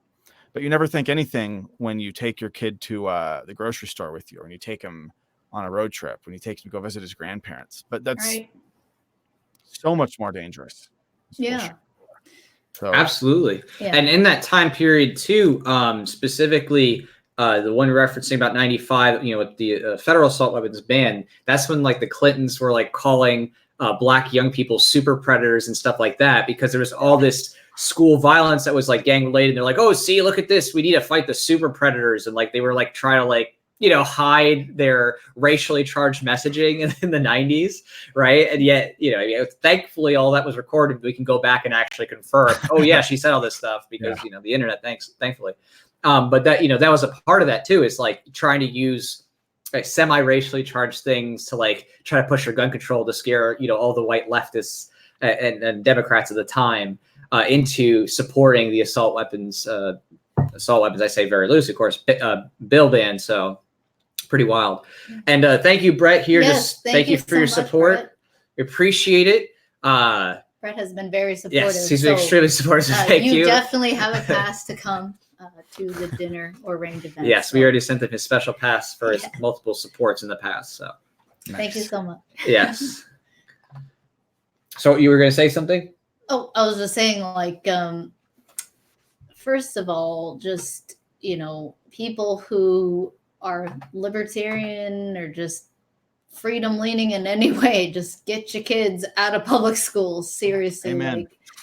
Like Yeah. your kids are literally being fear mongered to ask for more government tyranny and more of their own enslavement, and they're being taught socialist and communist ideals in these public schools. It's really time to just get them out and also just give your child the freedom anyway to self-direct their own learning as they would when they're when they're out of school, out of the traditional model. Like, David, you self-direct your own learning, you continue your career, you figure out, what you want to do, what your interests are, what will give you money. It's like, why do you have to stunt a child's growth until they're like 22? And then you're like, okay, now it's time for you to figure it out. It's like, no, just give them the chance to learn now and discover their own interests while they live in the comfort of your home and don't have to worry about rent or food or anything while you're taking care of them. Why don't you give your kids that ability to actually discover what they want to do for the rest of their life versus putting them in a school where you're expecting them to do all this homework and divide their attention with what other adults want them to do, and robbing them of the chance to really discover what they want to do. So anyway, that's an aside. Whenever we bring up school, it's just like, hey, remember, just get your kids out. Like there's no reason you should have your children in public school. It's a danger for them. So. It's actually the very first line from my wife and I in this video, that I'm making about school buses versus school shootings. It shows the Brady campaign's ad, and it ends with the dad looking very concerned as his daughter and her bulletproof boards school bus to go to school. And then it cuts to black, and the text says, "This shouldn't be anyone's morning routine." Then it cuts to my wife and I watching it, and she's like, "I mean, to be fair, no one's morning routine should be setting up at school." Yeah, there you go. It's and if it is your morning routine, you probably are nuts. My wife sounds cool. Oh, she's awesome. I mean, Yeah, that's cool if we got to see her at the event. That's where, I'd love to bring her. That's where I always, I'm sure she'll want to come. She hates it when I do work travel stuff and don't bring her. She's always like, yay! Okay, well, she's invited, of course. Yeah, she's definitely welcome. I will I'd definitely love to have dinner with her. Cool. It's more when I get a job that I have to fly to, and I'm like, sweetie, sorry, I can't fly you and all the kids out there too and burn up like 2/3 of my paycheck. Right. Oh, yeah. Right. From We can drive down there, so that's easy. But that's where I really call their bluff when they're always scaring their kids. I'm like, this is how I know you guys are just full of crap, because they as much as they say our kids are so terrified, right, they're so worried about our kids going to public school, they not only continue sending them to public school, right, that's the other side, yeah, but they vociferously fight to defend their ability to send them to public school. Right. It's like, right, if you're saying public school is such a so dangerous place, I'm going to send my kids there. Why do you keep sending them there? That doesn't make any sense. It's so counterintuitive. They're so going to get shot up today. But hey, see you later, sweetie. Oh yeah, it's like that meme template. The guy's sweating and he has to choose between two buttons. That's right. Yeah. School's super dangerous. I almost think I might have made that. School's necessary. Maybe you did. I don't remember. I wouldn't be surprised. I definitely joked about at least making it at one point. There you go. I'm pretty sure I made that meme. Where one side is public schools are great. The other side is mass shootings or school shootings are a problem or something like that. Right. Or a serious impending problem. Yeah. I mean, there's so much hypocrisy in it. It's mind numbing how much you have to debunk. Yeah, that's what I'm really trying to do with my channel. There's a lot You're doing a great job. Oh, thank you. Appreciate the work that you do. And there's a lot of gun tube channels out there, and I'm trying to be something different. I'm trying to be, I have very little interest in making videos of myself at the range. It's already kind of a production. I look left to right. Yeah, I do that. I love taking videos of myself. But I get it. We do more than just some people. I'm glad some people enjoy it because I like watching videos of people going to the range. And I like watching videos. But for me, it's like I've got so many kids and so much other stuff to do. It's usually it's already such a chore to decide which guns I want to take to the range. I just want to go out. You have quite a choice. I'm also too much of a perfectionist to make vlogs. It's really hard for me because I'd rather make a video of someone else shooting a gun than try to set up a camera and get me shooting it, because I'd be pissed when I realized I didn't quite hit my mark. I was a little far forward of where I wanted to be for that framing. But so I'm trying to occupy a space where I do what I call gun rights apologetics, where I basically try to come up with arguments and provide people with arguments. Because there's a lot of people that are pro-gun, and even a lot of people who are really consistently pro-gun and are, very much like in our boat as like libertarians and voluntarists. A lot of them will still kind of spout off not great arguments, kind of the worst attitudes. Like there's a lot of truth in the idea that when guns are outlawed, only outlaws will have guns. But like, let's not make that our only argument here. Right. Let's get some of these statistics. Let's get into like the mechanics of shooting and talk about, how discriminatory it is against smaller people to ban the best weapons for small and shooters. Let's talk about, the issues with gun control and racism. Like, I think it's really interesting to get into that stuff. And debunk the lies coming out too, like in specificity. I really appreciate that you do that work. Yeah, it's amazing too, because when I started it, there was like a little bit of a lull. I was like, oh man, I feel like I should have started this a while ago. There's nothing going on right now. And then boom, boom, boom. Every week I have more stuff than I can even address. Like, I'm struggling to keep putting out about 2 episodes a week. And there's already things I'm like, I wish I could address that, but I just don't have time. There's so much. So yeah. Hopefully I can get to the point where my channel's actually bringing a little bit of money and I can put out, 4 or 5 episodes a week. And really, that's true. We definitely are going to work together to build something up here to help you be able to do that more regularly. So that's definitely something we're going to be working on behind the scenes as well with Red Flag Reality, is getting David here the ability to more comfortably and conveniently be able to regularly publish all the great things he has to say, because that's so true. There needs to be more in-depth analysis. And I think that there's not as many people out there who really do that. I would say it's much fewer and far between people who are articulate and go through the specifics, and show, claim and then debunk it and in context and give the specific language. Sometimes people give kind of generalities, as you're saying, and don't really cut to the actual, okay, this is what they said in this ad. This is what this senator said. This is what this, gun grabber organization said. So I know I love what you do, have for years, of course. And that's why, of course, we wanted to work together on this project here and see what we could make happen and get people onto your channel and wanting to support that on an ongoing basis too. So, and someone said here, do one of those with Maj Toure too, the guy who does Black Guns Better. Yeah, maybe we should have a discussion with all of us together and Maj Toure too. That'd be fun to talk about that and his work too. Yeah, I love how he's just going out into his community, meeting people, shaking hands, and really just showing that like guns aren't scary. Like, it's just about being knowledgeable about how to use guns safely. So I love that he's exposing a lot of new people to that. Yeah, there's so many misconceptions. I might have to see if I could get if I can work this thing out where I end up doing a discussion with some of these moms that this lady knows from the Moms Demand Action group. Maybe I could bring him on at some point. That would be very interesting because at least several of the mothers that are on there that I think would probably be coming on my show would be Black. So it would be interesting to then bring him on and let him provide his perspective on Maj. Yeah.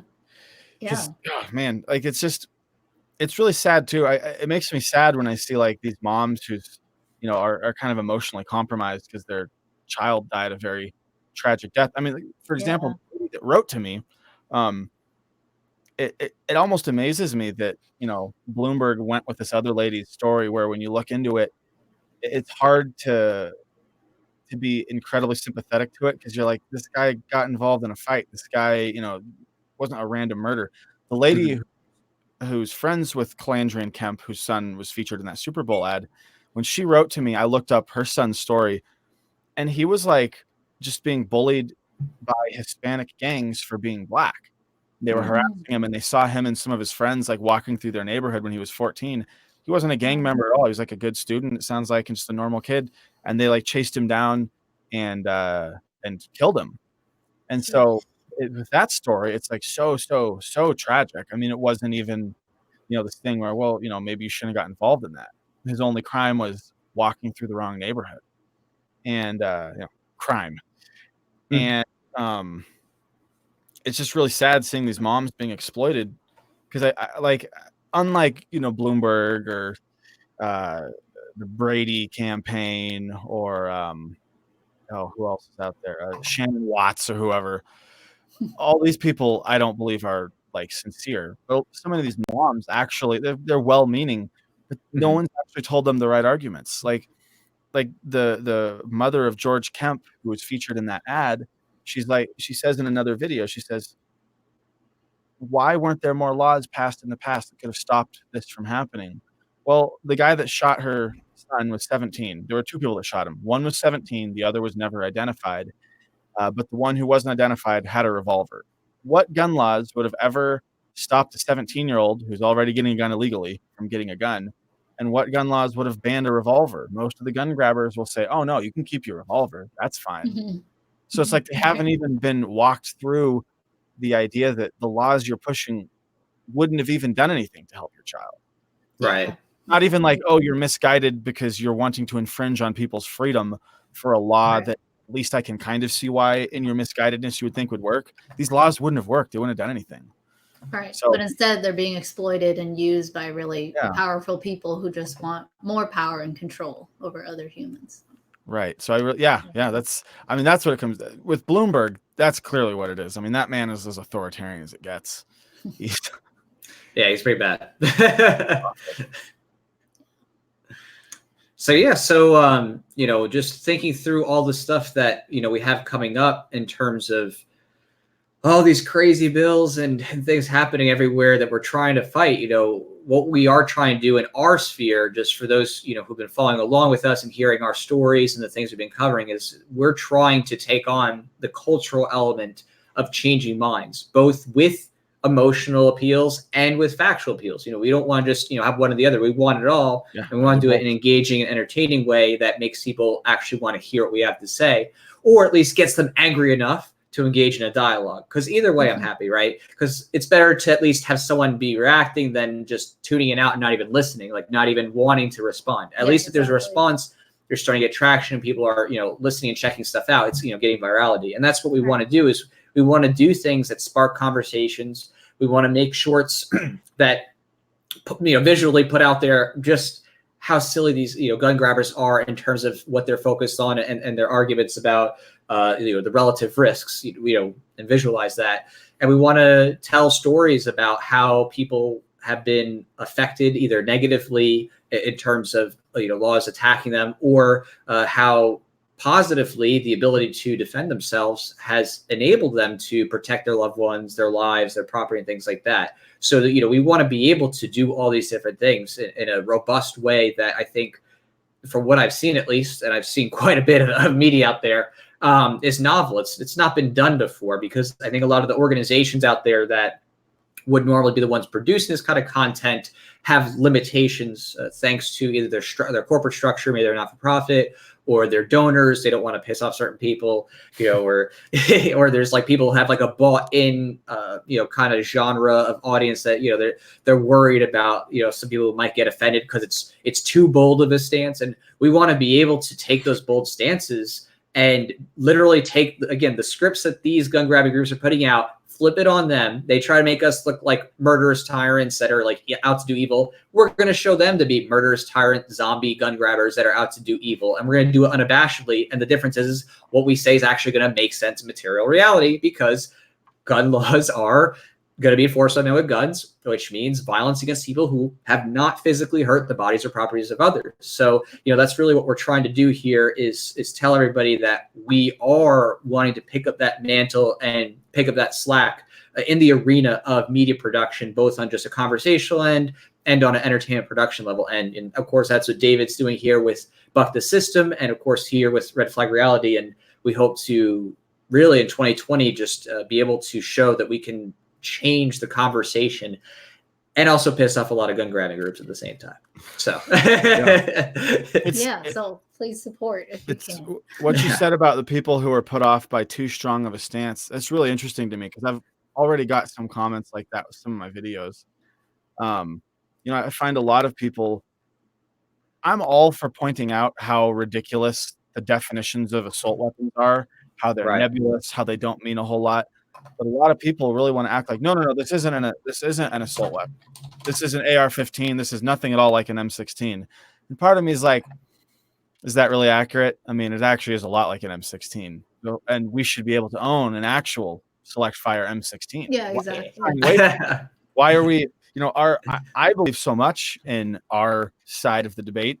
I believe so much, not just in the philosophical and moral and ethical aspects of the argument, the idea that you have no right to stop me from owning something as long as I'm not hurting anybody. Sure, if I shoot somebody with my AR-15, stop me. Until then, you can't do anything about I'm it. wearing the shirt. Don't hurt people and don't take Yes, this up. exactly.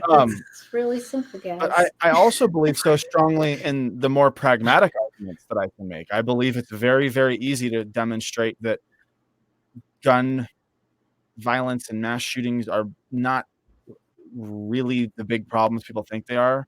That, certainly America does have a higher homicide rate than a lot of developed countries. There are countless reasons for that. Access to guns is not exactly one of them. And even if it is, frankly, that doesn't mean you can't take my gun. You can take my gun. Right. But there's so many other reasons. And so I'm just so confident in those arguments. I don't really feel a need to shy away from the really extreme points. I'm not going to sit there when people are like, well, so should you be able to own a machine gun? I'm not going to waffle back and forth and try to answer it. Of course, Right. I should be able to order a belt-fed machine gun off Amazon and get it shipped straight to my doorstep. Yeah. Exactly. So, Exactly. and there's not many groups out there that are okay with that kind of thing. Especially too, one thing that I've found is that even a lot of people that agree with me, that'll like what I'm saying, I'll make an offhanded, diss on Trump in one of my videos. He's a very anti-gun guy in the grand scheme. Right. And then they get all salty about that. So there's we're gonna have to carve out like a space for people like us to promote our ideas, because I don't think there's going to be a lot of organizations giving that space to us. That's why we're doing. It was cool to see that FPC, such a big organization such as them, reaching out and actually an organization made up of very, very principled people. Their Second Amendment, absolutely all the way. Yeah. Oh, yeah. All gun laws are infringements. Repeal the NFA. Like, you should be able to own tanks, anything. Like, exactly, so long as you're not hurting anyone. And I want those people to have more, to get bigger and have more of a say in the conversation. It's always just the NRA now, Yeah. Right. One of these gun rallies and they're like, you must be a paid shill by the FPC.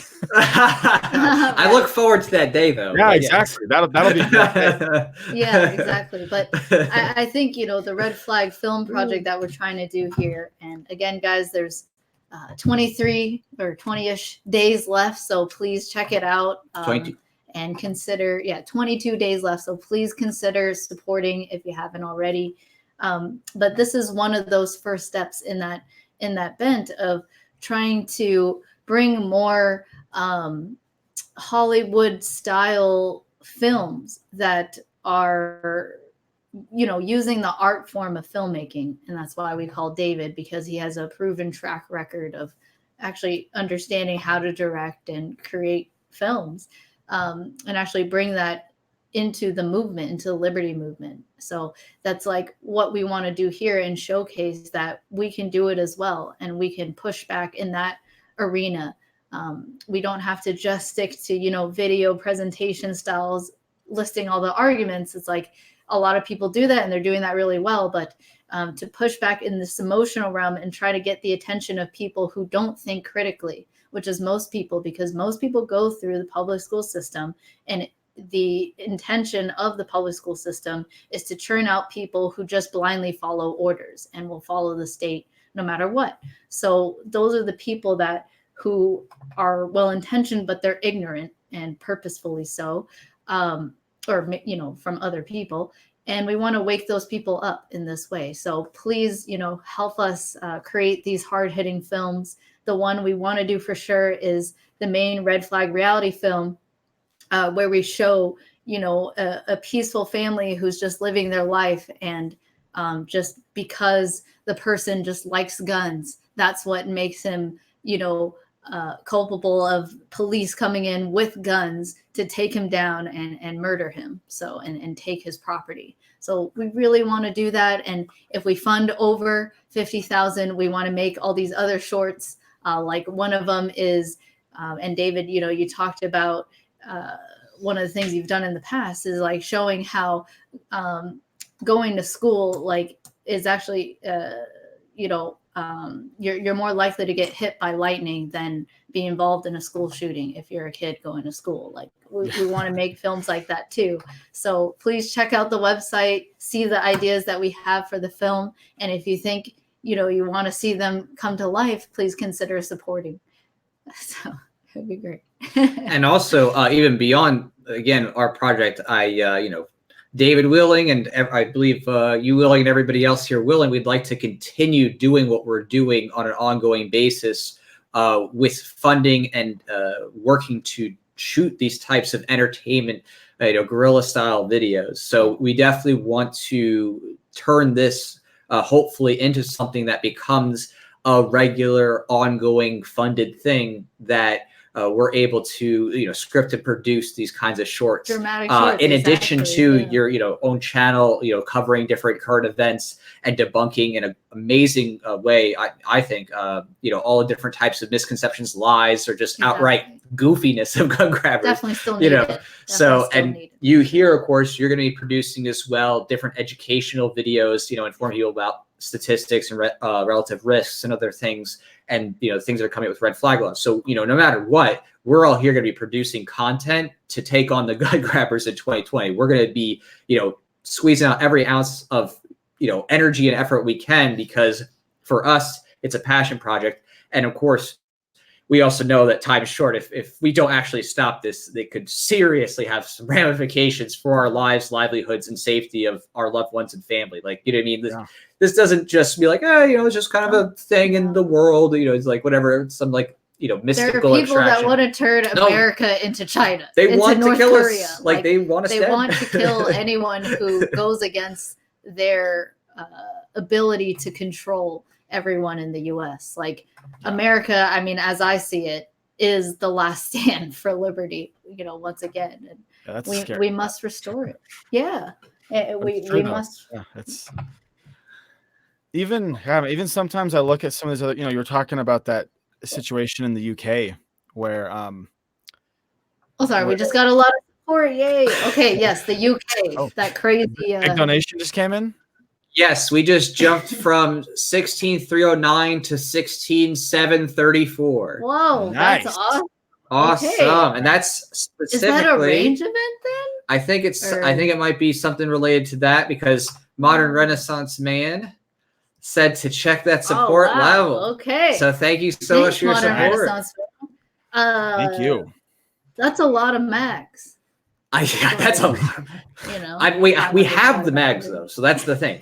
We have the ammo. We can make it happen. Wait, I'm gonna have to run some math there.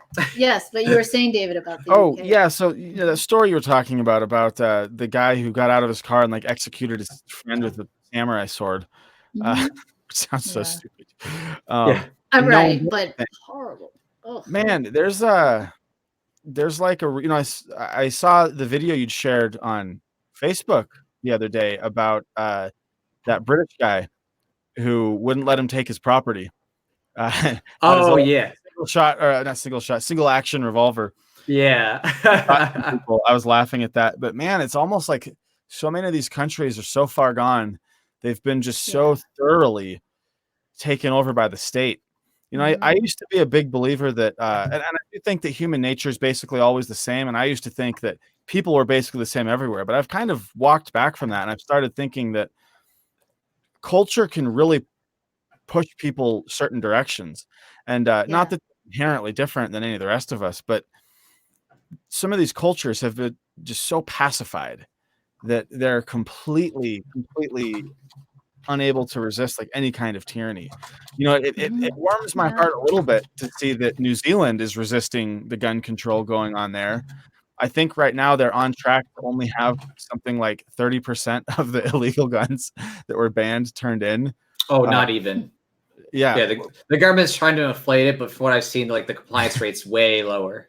Yeah. Well, that was a while ago that I saw that. I'd have to find out now. What I saw was it said they were on track. They'd currently had like maybe 10%, which had them on track by the end of the grace period to be at like 30%. But who knows? Yeah, that's what they said. They said we're on track to have this higher level that we haven't reached and are not going to reach. It does warm my heart too. Right away.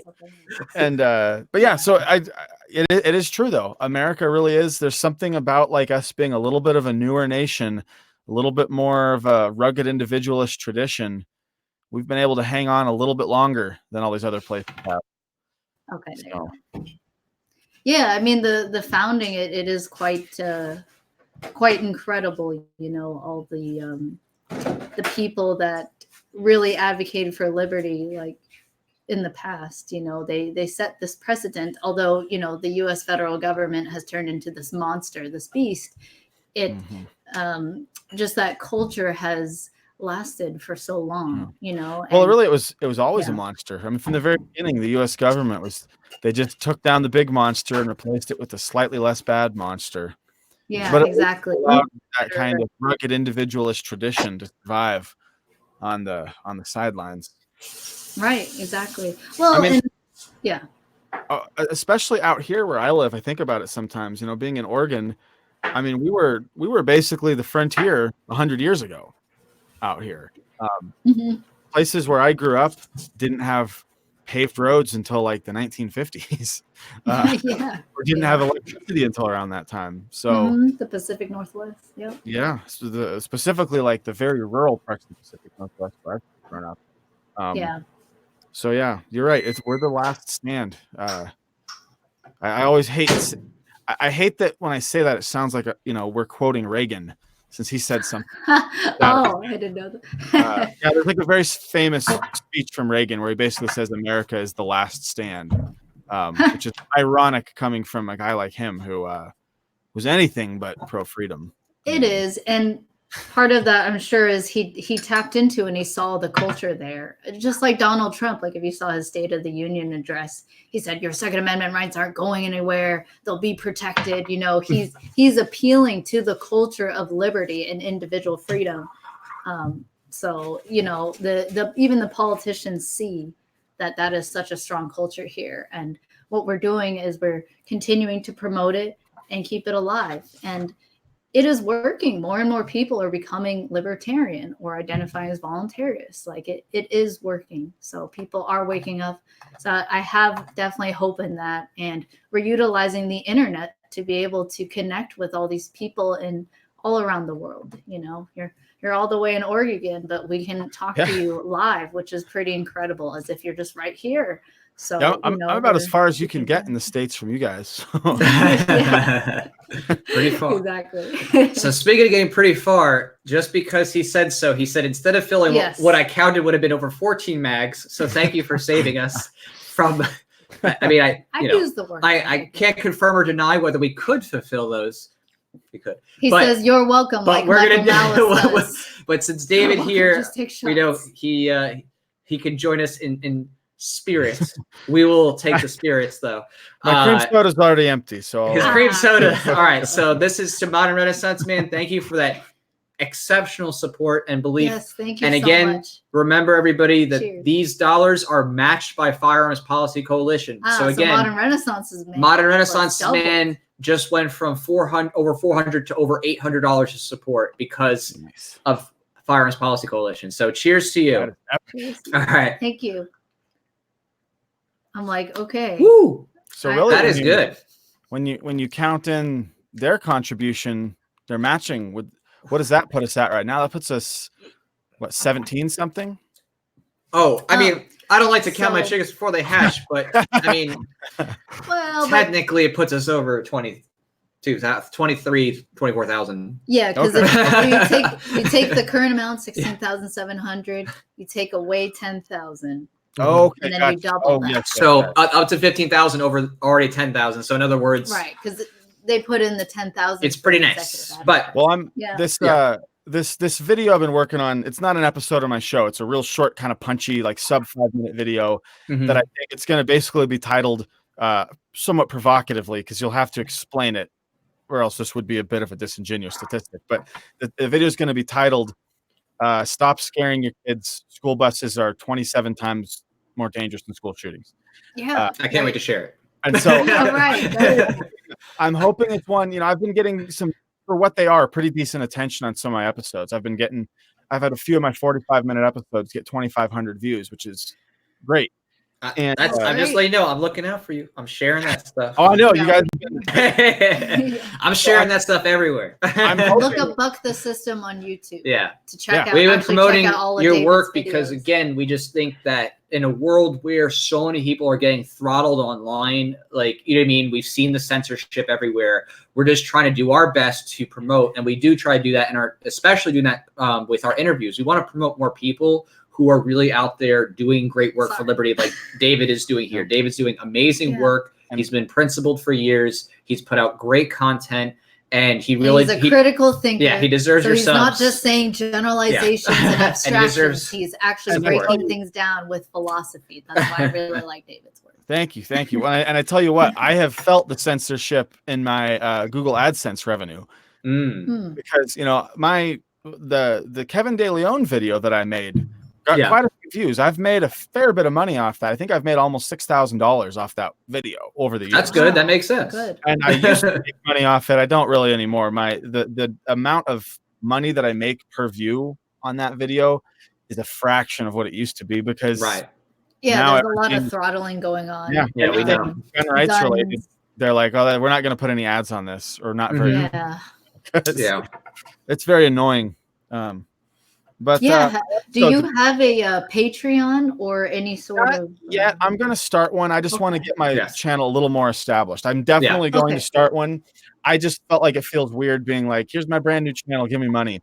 The channel was new, but it was the first time I was putting out regular content.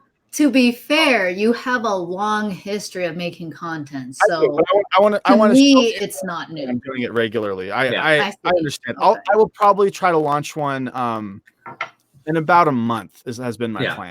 And we're definitely going to be promoting your Patreon and getting people to support and jump on and stuff like that. Because again, what you're doing is absolutely needed. And I made sure, to send out your stuff to everybody I could. Yeah.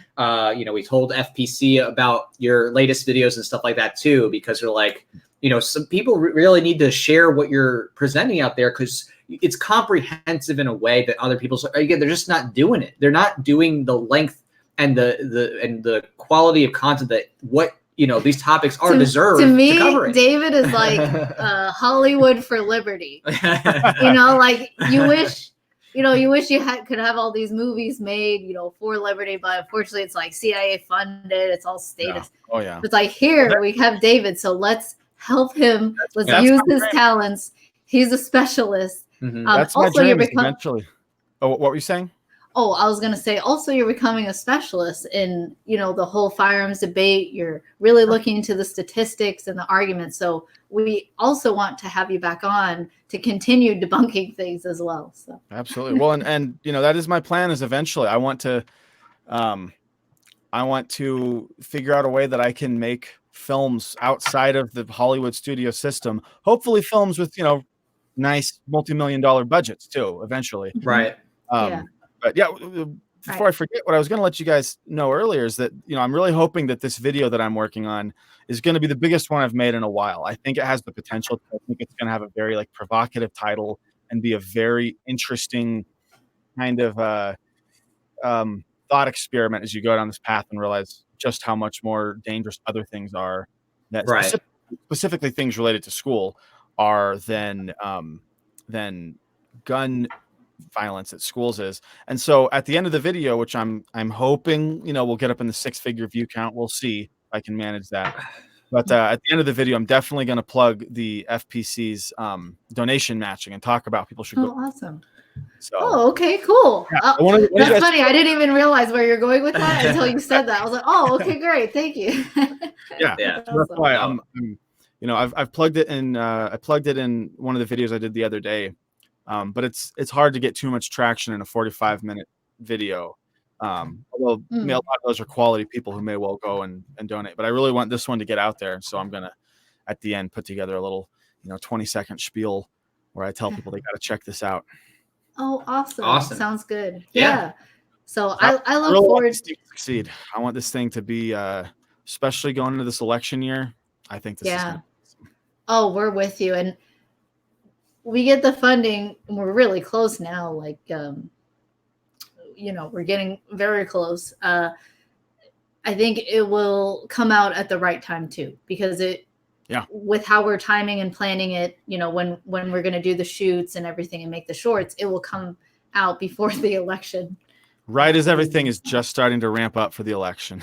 Yeah, right. Exactly. And people start to pay a little more attention during those times, right? Yeah. They get more involved on social media just because they want to know what's going on. And that was why I realized I had to finally, I'd wanted to have a real consistent YouTube channel for years, but it was hard without having a cool studio space, and now I do. So yeah, you have a really cool space. But I was like, I finally need to just do this because, especially going into this election year, it's going to be there's going to be so many anti-gun gaffes out there for me to mock. There's going to be so much legislation. Yeah.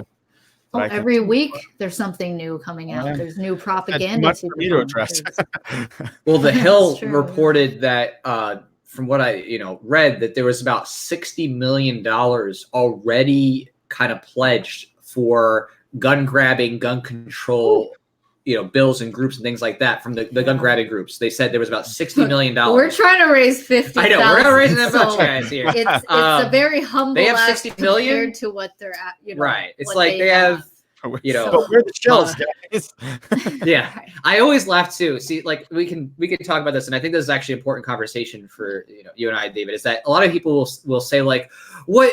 All that money for what? Just a short video?" And it's like they have no concept of what it really takes that to much. produce something that is commercial quality. When especially if you're going to have talent, if you have to get the set, location, sound right, lighting. If you have to license certain things like sound effects or music. Getting the actors, the garb, the props, making sure that nothing is gonna violate law in terms of having trademark actors IP that actually have talent, versus like, okay, let's just hire some hobos. Right. Like, these people like, it always annoys me. Like it's a pet peeve of mine because I've been in film and production producing for many years, and it always is a pet peeve of mine when someone says, "Oh, what? You're asking for so much." I'm like, you literally have no concept of how much it takes and how many resources, even when you're really working on a nice tight budget, which again, we are working on a tight budget, but we try to plan things accordingly to be within reason. But it takes serious resources to make quality. Like there's no way around it.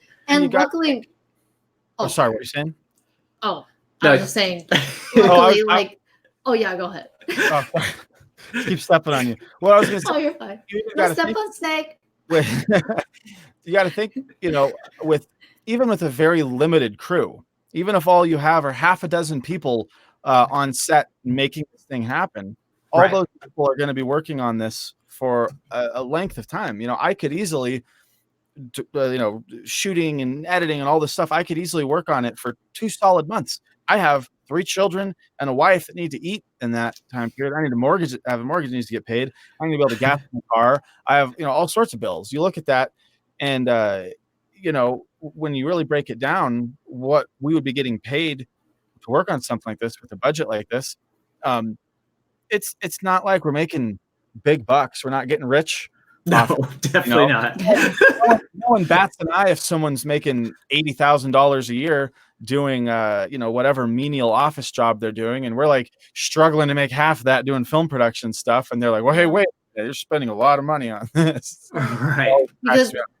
Yeah, exactly. It's like we didn't quit our day jobs either. We're still doing other stuff to hustle to make money and contribute to this. Right, like David. David had like some work to do. So it costs money to do stuff in pre-production, to get the imagery, the branding, the licensing, all this other stuff. And it's just we're very all know lucky. Taxation is theft, and the government makes it super hard with the progressive income tax and the 20+% just theft of all your income when they have nothing to do with the value you provide. So I'm dodging as much as I can. My kids are really helping me there, but But the thing is what's great is that because we have such great talent and experience and working knowledge from having done this, in your case, many times on all different types of things you produce, me as a producer and other different things, whether I've been an actor or, just, working on set as a grip or something like that. I've done the whole gamut up to producing. You know what I mean? Like, we have a lot of skills to bring to the table that allow us to do much greater things than other people would if they were just like, oh, we're just fundraisers and we got to hire everybody else, right? We actually have the hard talents that you really need. We will maximize what you contribute to the campaign. Certain that Brady campaign video that I'm going to be doing the video about soon. It's a little girl. It's a dad. They're in a house, and then she leaves and gets on a bus. That is it. I'm positive that shot for a lot more than what we're going to be spending on this much more ambitious. Production. I mean, that could have easily been several $100,000. Right.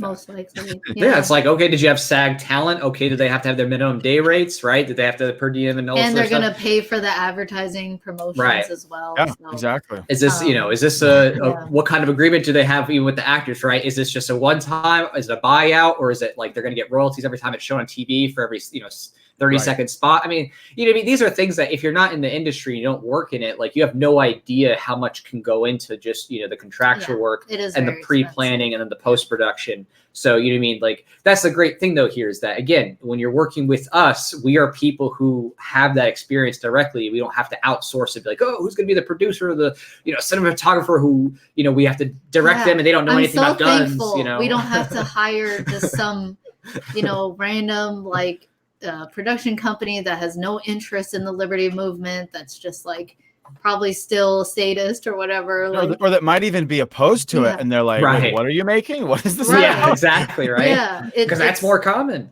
It's really nice to have David, somebody with talent, but also the passion for liberty, and the creative direction as well to help us do even better than Jack and I could even conceive. Like, we're going to be as a team making this as best as possible. So every dollar that you spend, we're going to maximize it and really produce hard-hitting films. So, believe in us, and we'll show you. This is our proof of concept that we can do it. We can make these Hollywood-style hard-hitting films that push back against, people like Sandy Hook or organizations like Sandy Hook Promise that spend like $1 million, $2 million on one single short, that they can put all over cable TV. And we're pushing against that. So thank you to everyone who supported, and please consider if you haven't. Definitely. And I'm super red now. Thank you, modern Renaissance man. A communist. Like, if you play the tape, you could probably go to the beginning and see how like a little whiter I was. Now I'm like whiter or yellower. Okay, yellower, paler. You're right. Compared to what? Compared to you, I'm yellow. Okay. Yeah. But, yes. Yeah, it's going to be a lot of fun. I'm just super excited too, also to be doing the behind the scenes too, because David's going to be coming out with us in Vegas. So again, we're going to be going to Vegas for a fun time, a way to connect with those who are supporting us. FPC will be there. Right. So FPCs will be there to bring their crew. So great way to connect with some people who are doing some really important things in the courts. Yeah. And form lasting coalitions. Right. Exactly. Firearms Policy Coalition, but form these lasting bonds. Meet other liberty lovers as well that are coming along, and maybe form lasting friendships. And shoot some guns and eat some pho. So I mean, it's going to be a lot of fun, and it's going to be a really great time to just, get a sense of what can be accomplished in the future, when people actually start getting serious about supporting people who are out there doing the hard work, producing the content, things like that, which is why I always just say, like, if you don't already, consider how you can just say, I have $20 a month and I'll split it, $5 to, 4 different people, organizations, or whatever that's doing what you love. Really Again, it doesn't take a lot, but even just if help. Each person does that kind of thing and just throws $5, whatever, Patreon, whatever, to like the top 4 organizations / figures of people producing content that is out there educating people or inspiring people, changing minds, entertainment, in the liberty sphere, just do it. Because again, you don't have to be the person who does it all, right? You don't have to be like, oh, I got to go and hold a sign or be the activist for everything. No, you can just be like, okay, we're capitalists. We believe in specialization. Right. So you could be like, see someone like David who specializes in cinematography. Like, I'd rather fund him than like taking the onus on me to become the cinematographer for liberty. Like, I just don't have that skill set. Also not, the interest in itself to be Right. the filmographer. So, look for people like that with talent as well. And also remember and be grateful that right now we still have the chance to change minds while the internet is still free. I know, the statists are cracking down on the different forums that they've taken over, like Facebook and Twitter. But still, we still have this chance to change minds. It is working. People are waking up. Look at your own self as an example, right? Most people in the Liberty Movement were statists at some point. So just know that, like, the Army. Yeah. Yeah, you're in the Army, right? You're working for the state. Yeah. And, like, minds can change. So I'm very grateful to be in this time where technology has advanced so much that we can make a film with a 50,000 budget. That wouldn't have been possible in the 90s. Like, technology has changed so much. You would have spent more than that just on the film. Right. Yeah, exactly. Like, you want 35 millimeter? All right. No, we gotta develop and that. It's like lower quality too. Right. You can get 4K, with a camera that's $1,000. I mean, it's really an incredible time. So just also don't forget and remember, like, just how awesome of a chance we have it, to fight for liberty and advocate for it in these peaceful ways, But of course, at the same time, just keep training, stay strapped, just in case, there's ever a need to go head to head, just like the Virginians are starting to find out the imminent threat is growing. So, we're going to prepare for that potential direct conflict. But in the meantime, we're going to change as many minds as possible. And David's here with us, and he's just as passionate and dedicated. So, I guess we'll end it with that. David, would you like to say anything else before we just if you've enjoyed listening to me talk and you've never seen any of my work or you haven't subscribed to my channel, look me up on YouTube, Buck the System, and give me a subscribe, hit the notification bell, and watch some of my work. I've been putting out about 2 episodes of gun rights related content a week, mostly podcast type stuff, like 45-minute episodes, kind of going through news and legislation and misconceptions about guns, but also some shorter, punchier stuff too, like some exposés of doctors who are committing hoaxes to further gun control. For politicians that are totally retarded. Yeah, exactly. I know that's a non-PC word, but it fits for that guy. Okay. That's a great way. Yes, please check out. We put in the chat buckthesystem.tv so you can find David's work there. So, all right. Well, thank you so much, everyone, for spending your time. We got one more supporter. Oh wow. Okay. I'm gonna finish my sake then. Cheers to you. So yeah, we've had to close out at 16,789. Nice. Strong sake. Wow. Okay. That is some strong. Yeah, I know. Yeah. So thank you so much, guys, for spending your time with us, and hope you have a lovely weekend. And Friday, may we achieve peace together and a freer future for us and our children. Cheers. Cheers. Take care, everybody. Bye, everyone. Bye. And